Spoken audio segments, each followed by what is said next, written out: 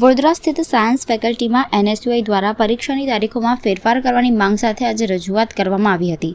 એનએસયુઆઈએ જણાવ્યા મુજબ F5 BSc ઓનર્સની પ્રથમ સત્રની પરીક્ષાઓ 8 ડિસેમ્બરથી શરૂ થઈ રહી છે, જ્યારે સત્ર 2ની પૂરક એટીકેટી પરીક્ષાઓ 6 ડિસેમ્બરથી શરૂ થાય છે, જેના કારણે કેટલાક વિષયોની પરીક્ષાઓ એક જ દિવસે આવી જતા વિદ્યાર્થીઓ ગંભીર મૂંઝવણમાં મુકાયેલા છે.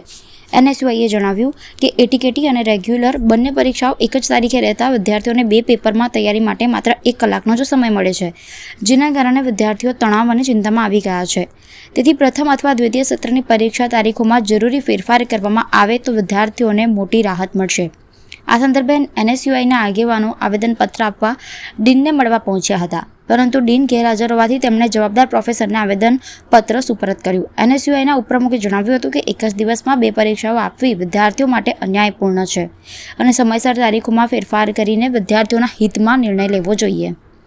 એનએસયુઆઈ વિદ્યાર્થી નેતા વસુ પટેલે પણ માંગણી કરી કે બંને પરીક્ષાની તારીખો પોસ્ટપોન કરીને નવું ટાઈમ ટેબલ જાહેર કરવામાં આવે કે જેથી વિદ્યાર્થીઓ યોગ્ય રીતે તૈયારી કરી શકે. એનએસયુઆઈ હંમેશા વિદ્યાર્થીઓ માટે લડતું આવ્યું છે અને હંમેશા એમની વાત સાંભળતું આવ્યું છે. આજરોજ આજે સાયન્સ ફેકલ્ટીની અંદર ડીન સરને આવેદનપત્ર આપવામાં આવ્યું છે કે જે સેમ 1 અને સેમ 2ની જે ટાઈમ ટેબલ ડિક્લેર કરવામાં આવ્યું છે એ બંનેની ડેટ સેમ છે. જ્યારે વિદ્યાર્થીઓ એટીકેટીની એક્ઝામ આપતા હોય અને એક જ દિવસે 2 પેપર આપતા હોય, બંનેનો ટાઈમિંગ ખાલી એક જ કલાકની અંદર તેમને ટાઈમિંગ મળતો હોય છે. સવારે તેમને સેમ 2ની એટીકેટીની એક્ઝામ આપવાની અને સેમ 1 પછી બીજી એક્ઝામ. તો આ વિદ્યાર્થીઓ બહુ ખૂબ તણાવમાં આવ્યા છે. તેના લીધે આજે ડીન સરને આવેદનપત્રમાં આવ્યું છે કે બંને એક્ઝામો છે તે તેમની ડેટ પોસ્ટપોન કરવામાં આવે અને જે વિદ્યાર્થીઓના હિત માટે કાર્ય કરવામાં આવે. શું નામ તારું? વાસુ પટેલ, સાયન્સ ફેકલ્ટી પ્રમુખ.